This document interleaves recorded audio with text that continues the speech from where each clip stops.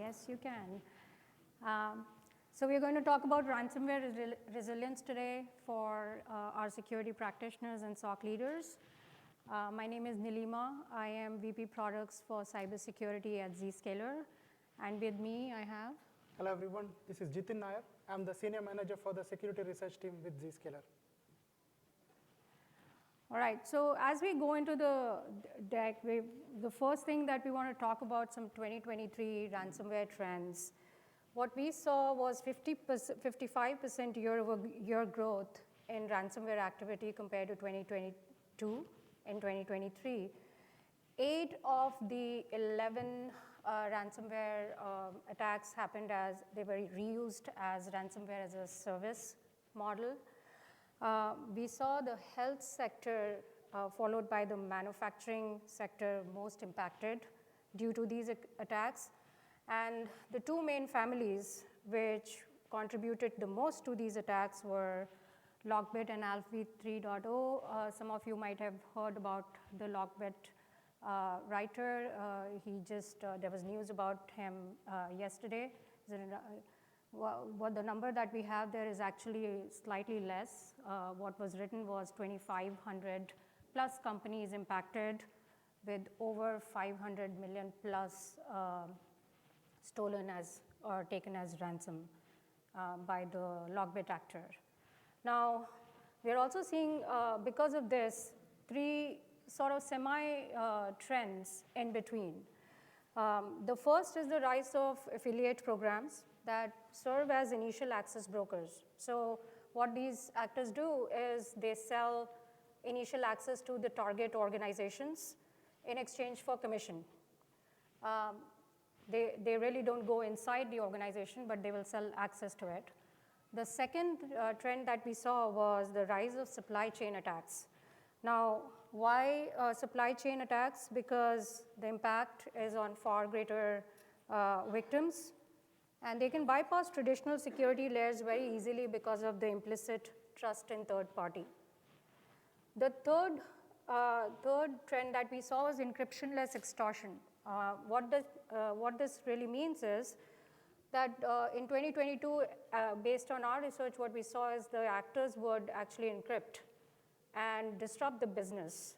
But 2023, the focus pivoted to stealing massive data sets and then using that as an extortion play for the SEC filing rule, fear-mongering. Now, speaking of SEC disclosure, by a raise of hands, how many people know about the SEC disclosure? Okay. So this rule came into effect on December 18, 2023. We have seen more than 25 plus disclosures in the last 4 months. What this rule says is that if you are a public listed company and you get breached, and the breach materially impacts your customers, from the moment you get to know about the material impact, you have to disclose it within 4 days through a SEC filing. So this rule now gives a hook to attackers to leverage the fear of filing in getting paid. And the second huge difference that came in 2023 was the emergence of Gen AI.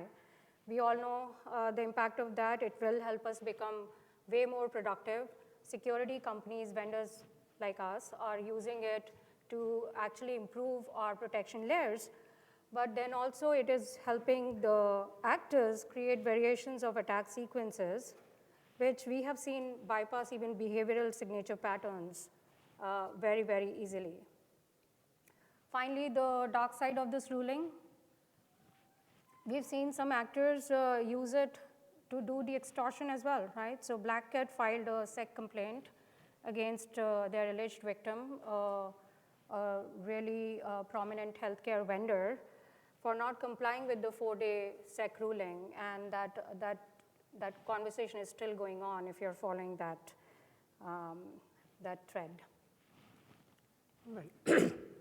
We are still seeing the trend of ransomwares and ransomware actors rebranding themselves. Now, in around beginning of 2022, a Ukrainian researcher had hacked the Conti infrastructure and had started publishing details about Conti, so things like source code, IP addresses which are used, all of those information were published on Twitter. Now, after that, there were a lot of ransomware actors who had taken that source code and then created their own ransomware strains. So Akira, Logbit, Green, and then Monty were some of the prominent ransomware strains which were created using this leaked Conti source code. Now, along with that, Mew, Scarecrow, and Putin were some of the less sophisticated ones which were created from this leaked Conti source code.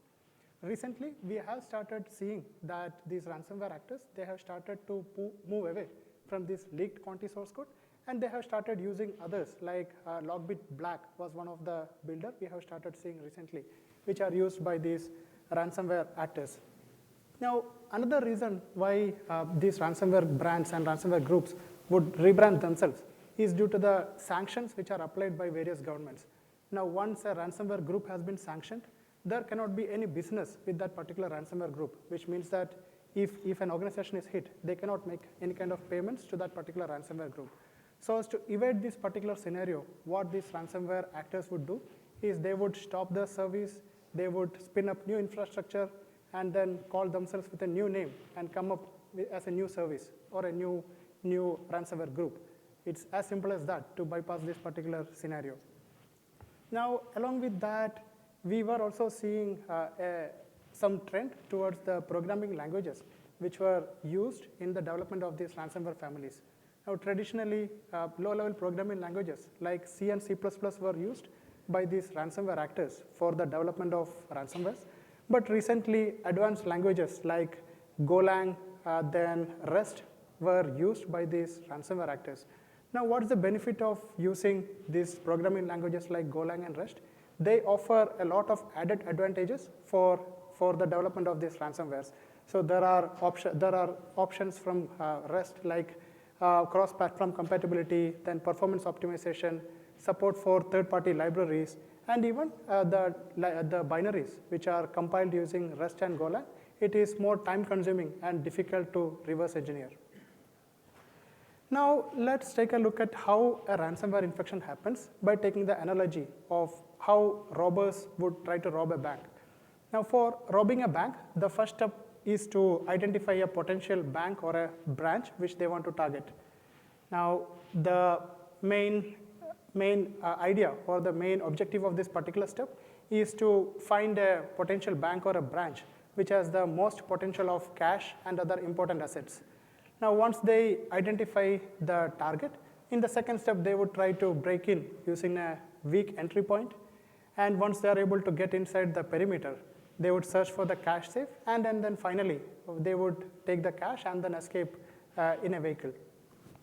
Similarly, in a ransomware attack, the first step is to identify or fingerprint the victim. So what these ransomware actors would do is to look for social networking platforms.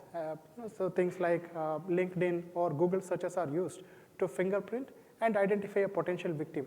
So here they would mostly try to identify or target employees who would be having a lot of access to production systems or a lot of admin level access. So they would mostly try to target those employees so that they are able to get maximum amount of profit from that particular attack. Now, once they identify the victim or fingerprint the victim, in the second step, they would try to compromise that particular victim. So here, again, they would use multiple vectors like, say, spear phishing attacks or social engineering attacks, or even exploiting a zero-day vulnerability in a software or a tool used by that organization or used by that user. Once they compromise the user and get access to the organization's network, in the third step, they would try to propagate laterally in the network. So this is where they would try to, from the user's machine, they would try to propagate laterally and try to see what are the crown jewels to which this particular user has access. If they are able to land on a crown jewel, they would try to identify what kind of system is this, what kind of data is residing in this particular asset. They would try to get as much as information as possible from that particular stage of data of lateral propagation. And once they are able to land on these crown jewels, finally they would exfiltrate the data and then use that data for demanding a ransom from these affected organizations. Now, let's now take a look at why are zero-day ransomware attacks hard to prevent. So there are multiple vectors and multiple ways using which these ransomware actors can perform the steps which we had seen in the previous stage.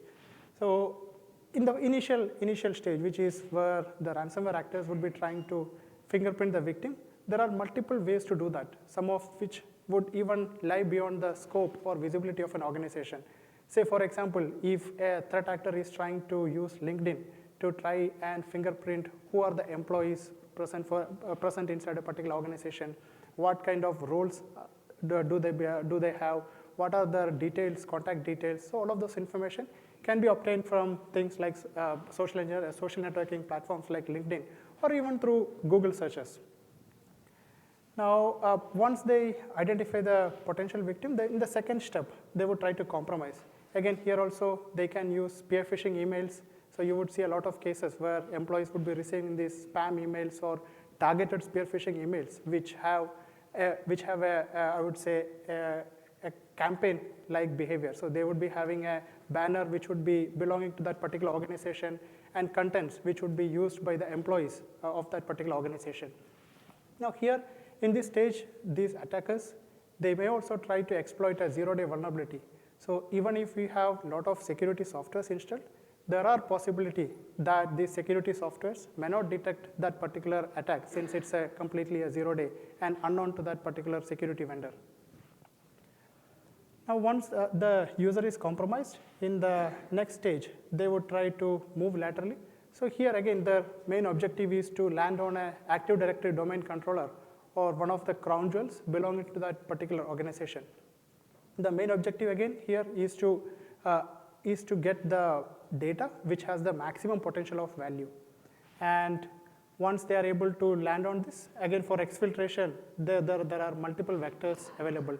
So they can exfiltrate this data to Telegram channels, or they can encrypt or archive this data and then upload it into file sharing platforms like, say, Mega or Google Drive, so that they are able to extract it from there and then use it to demand a ransom from the organization. Now, these are some of the recent high critical severity CVs which are disclosed for VPNs and other firewall devices.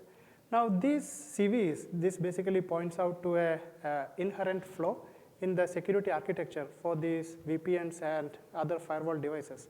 Now here, since VPNs would bring the users onto the corporate network, if the attacker is able to exploit a vulnerability present inside the device, they will be able to easily propagate laterally, and then they will also be able to get access to all the important data and crown jewel applications which are present inside the organization. Now, here another thing to note is that these vulnerabilities include all types of categories like remote code execution, command injection, then auth bypass, privilege escalation. So all types of vulnerabilities were being exploited by these threat actors. And for some of those zero-day vulnerabilities which were disclosed, the US Cybersecurity Agency, CISA, had even published advisories asking their federal agencies to stop use of that particular product or disconnect that product completely, since there were no patches available for that zero-day immediately. So for this session, we are going to use scattered spider family, how it works, and what's the art of possible and prevention layer that you should be thinking about in your ransomware protection strategy. But before that, a little bit about scattered spider ransomware family. They use social engineering tactics, so variation of phishing, not pure play email, but they will use variation of phishing. And then advanced techniques like swim swap or even MFA fatigue attacks to steal credentials, as Jithin talked about, of the admin users for the targeted organization. So how does this work? They use voice-based phishing. They're highly persuasive, and they persuade the users to give away their username and password. We have also seen them being able to persuade cellular carriers to do SIM swaps. So essentially, they can get PII as well as the answer to the security questions for that targeted user. After this step, they have access to username, password, PII, and literally your phone, right? So once they have that, they will not bug you. They will go to the IT help desk and persuade them to reset your password. And then they take over your admin user account, especially if it's a single sign-on environment. So so they got initial access now, right? So they are in the organization. Now they have to move laterally and steal the data. So what do they do there? In our case, they utilize Black Cat or ALPV ransomware service to infiltrate the organization. The way this part works is that after the employee with the admin privilege is compromised, their credentials will be used to get to Active Directory wherever it is sitting, and then access admin accounts of Active Directory. How does that help them? They then use that to configure group policy objects in Windows Task Scheduler to deploy their ransomware payload. Now, all ransomware attacks follow a similar sequence. We saw that we are following Lockheed, Kilchain, Martin stage here, but the methodology of the way they go through these stages changes and is becoming more and more advanced. So in stage 1, as we talked about, in case of Scattered Spider, they discover ways to really get into the corporate environment. Here, the initial access was done using targeting the admins on LinkedIn. Now, traditional prevention layers like scanning on the network or having ATP or antivirus is not a very effective technique in this case. If they were using a common discovery methodology like VPN flaw, you could use ZTNA as well ESM type of technologies to help, because they help you hide users and apps from internet, as well as ESM can tell you what is exposed on the internet so that you have a right protection layers behind it from a compensatory control perspective. Best practice here, be careful, don't share more than required on social media, and do not provide your username and passwords when people call you. Now, art of possible, think about if SOC gets alerted when your risky users with the kind of access to apps and assets that we are talking about are scanned for not only internally, but also externally out of your organization. Think UEBA plus ESM that looks at user privilege and gives you a holistic risk view to harden your enterprise security posture. We've given this tool a name. We call it Risk 360, but that's the ultimate art of possible, where you can see a holistic 360-degree view of the user risk scoring. Okay. Now, for the initial compromise part, the Scattered Spider threat actor uses techniques such as phishing, SMS phishing or smishing, voice phishing or wishing, SIM swapping, and MFA fatigue attacks. We have also seen cases where this threat actor is using AI to generate the voice of, say, a CEO of an organization, and then using that to reach out to the employees. So we have also seen such cases. Now, so this particular threat actor could also pose as the IT help desk or an employee, and then reach out to the employees asking to execute a particular file, which could be a remote assistance tool or a remote control software. Now, they may also reach out to the employees asking for the multi-factor authentication. Now, we have also seen cases where they are also posing as employees and then reaching out to the help desk asking to reset the credentials. They would claim that they have lost access to the phone, and since they are not able to reset the MFA, can the IT reset that? And using SIM swapping or the MFA fatigue, they would try to gain control of that employee's machine. Now, how do you prevent this particular stage?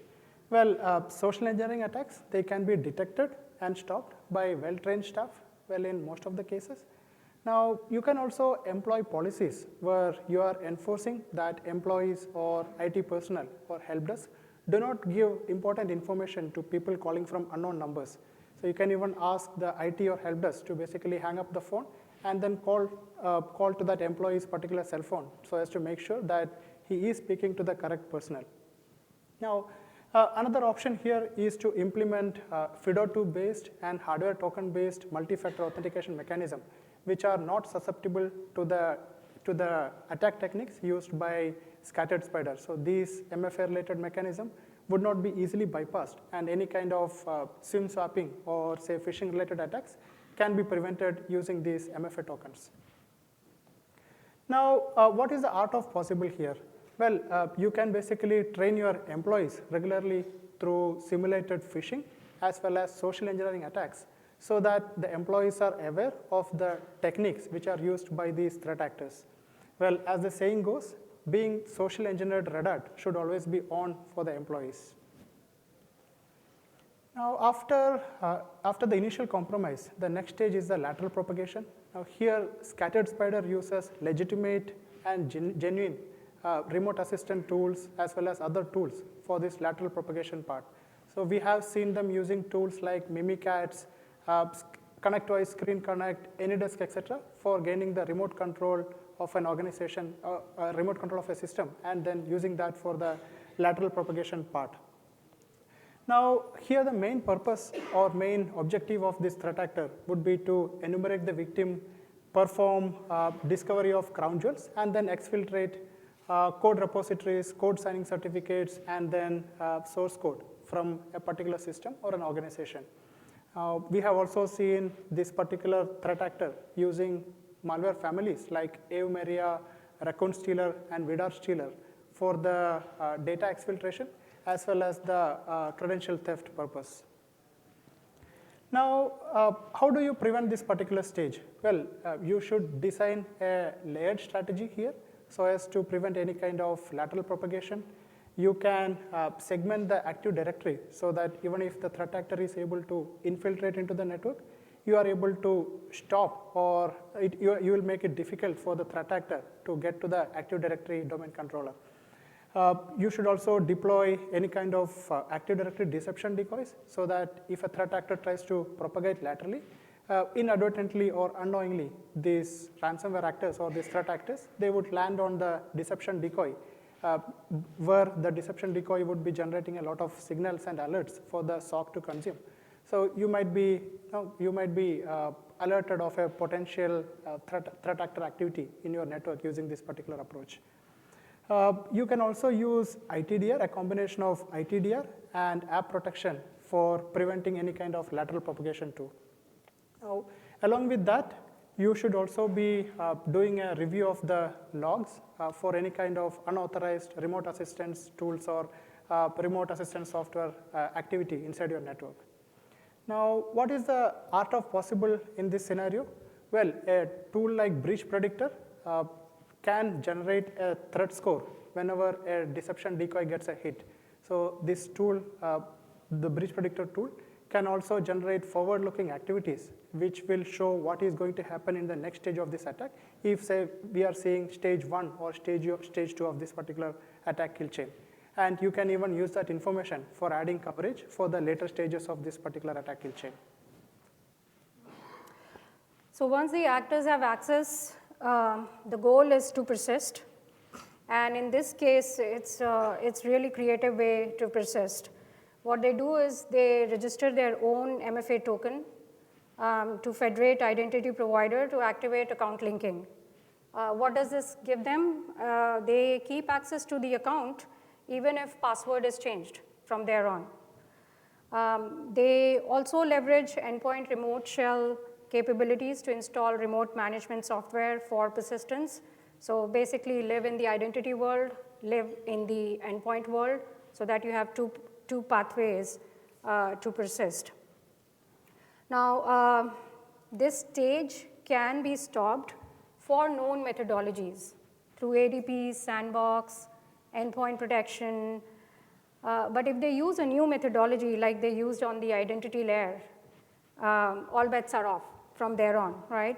And they also were able to disable endpoint protection in this case. So the protection was actually bypassed. So best practice, turn on SSL inspection for all your traffic so that your network protection layer can actually do the work it's designed to. And also monitor the monitoring products. Like for example, do you get alerted if EDR or endpoint agents on the crown jewels get disabled in the SOC? Now again, the art of possible here, imagine if there's a tool that predicted that what the actor will do next given the current situation. So we could use current detection data to project probabilities of next stage. We know the Lockheed kill chain stage. We know how the attack graph works. So almost like showing potential attack path the actor will take. What if there was a product, SOC product, that not only helped you close the alerts, but also helped you tune the security policies so that this doesn't happen next time, at least at the stages where you have control. After persistence comes data exfiltration stage. So the actors will try to steal customer data for double extortion in this stage. And here also they act like pro developers. They deployed their own ETL tools so that they could suck data from multiple data sources from the targeted environment into a centralized database and compressed that data so that the size of the upload becomes small, and then they upload the data. So the prevention here is by blocking the risky uploads via your DLP products. This is a very, very, very critical step in terms of security policy because it is a difference between material impact versus not, like last stage of defense. And best practice here again is to enable SSL encryption, especially like if the data is getting uploaded, you can see what kind of data is getting uploaded. Having a very clear documented policy on what is the definition of a risky upload because it means different for different organizations. And what we have seen is DLP is absolutely an afterthought in many cases in the security world. But the right DLP controls can make a difference of having a material impact versus not. So deploy DLP on your endpoint and SaaS apps. Yep. Now, after the theft of data comes the stage of encryption and business disruption. So traditionally, we had seen ransomware actors trying to encrypt the important data inside a particular affected system and use that for demanding a ransom for providing a decryptor against a particular organization. But recently, we are seeing a trend where ransomware actors have stopped doing the encryption part. So instead of encryption, they will just do the data stealing, and after that, they would use that data for demanding a ransom from the organization. Now, what could be the reason for this potential shift in the trend? Now, one of the reasons is that an organization which is not disrupted is more likely to pay the ransom than an organization which had the encryption and business disruption.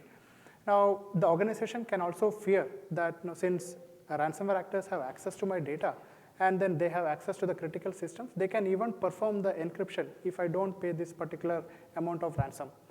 Other reason could be due to the less scrutiny from law enforcement agencies if there is no encryption and business disruption for a customer or an organization.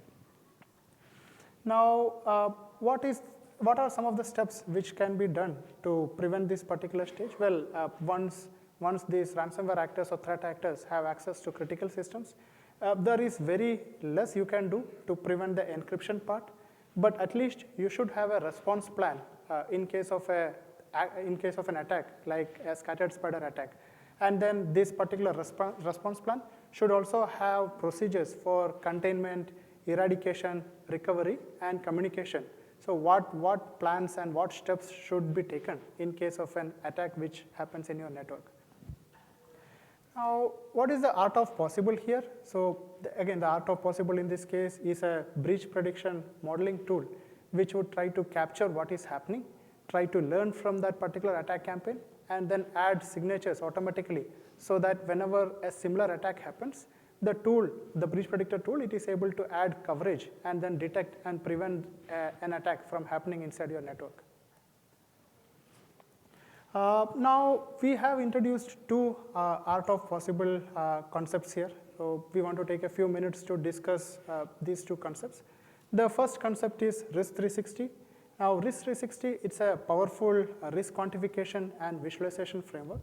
So this tool, it offers visualization, risk visualization, then it offers risk factors, financial exposure details, and also provides actionable security insights, which can be used by the security organizations or your SOC teams, so that you can lower the risk for the organization. Now, this particular tool, it captures risk from all 4 stages of the attack. So what is the external attack surface for an organization? Then what is the possibility that an organization can be compromised? So that's the initial compromise stage. Then if an organization is compromised, what are the risk of lateral propagation? And then finally, if the threat actor is able to get inside the network, so what are the ways using which they can do the data exfiltration part, and how well is the organization configured to stop such an attack? So all of these things can be shown by the tools. So another thing to consider here is that the Risk 360 also offers integrations with third-party products such as EDRs and other vulnerability scanners, so that the signals and data from these tools are consumed, and we are able to generate a unified risk score for an organization to consume and then take actionable insights. Now, Risk 360 also provides risk visualized across all 4 entities, so things like workforce, third parties, applications, and assets. So workforce basically denotes the employees who will be responsible for the initial compromise, risk of initial compromise. Third parties and applications would mostly denote risk related to lateral propagation and external attack surface. Assets would be your important servers and crown jewels, which are in the system, which would again denote the risk for lateral propagation and data loss prevention. Now, standalone security tools, they does not provide a holistic view of the risk for an organization, and that is where a tool like Risk 360 can help your organization a lot in identifying where to exactly where to put the efforts, so that risk for the organization can be reduced and an attack such as scattered spider can be prevented for the organization. So the second concept that we are going to talk about is a product called Breach Predictor. So the risk tool concept that we talked about is more about how does the risk look like, regardless of what the threat activity is happening, right? Are the systems patched? Think of it as a shift left, telling you everything across your assets. The Breach Predictor tool is designed with a singular mission to show predictive insights in threat activity, right? So it's able to take all of your security logs, risk context, map it to organizations' attack path to show active threat actors based on different MITRE attack stages.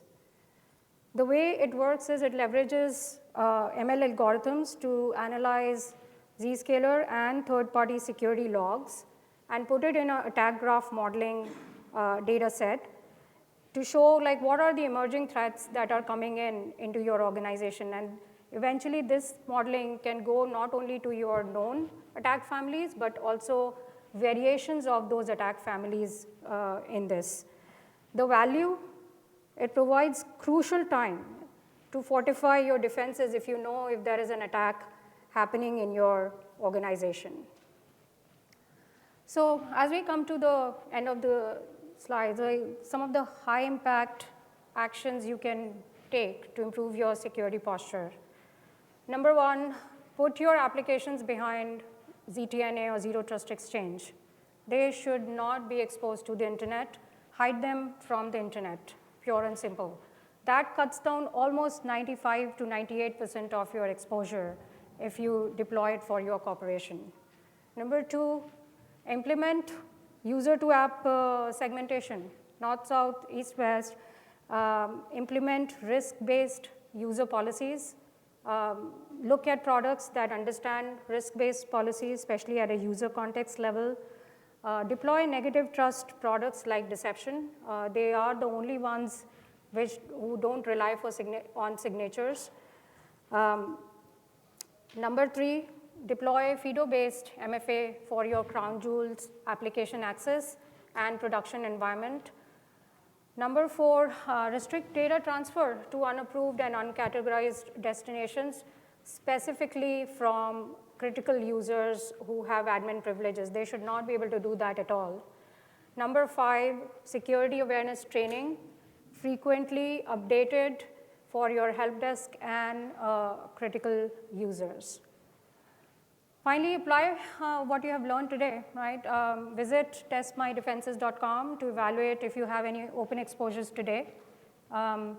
You should be able to identify a variation of scattered spider attack sequence after this.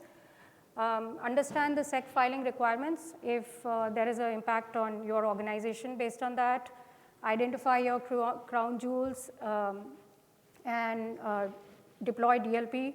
Provide a zero trust journey to improve your organization security posture. Select a zero trust architecture platform, whoever it is, to segment your environment. Inspect all encrypted traffic and apply proactive policies according to your organization's need. Thank you for listening to us, and we are happy to take any questions.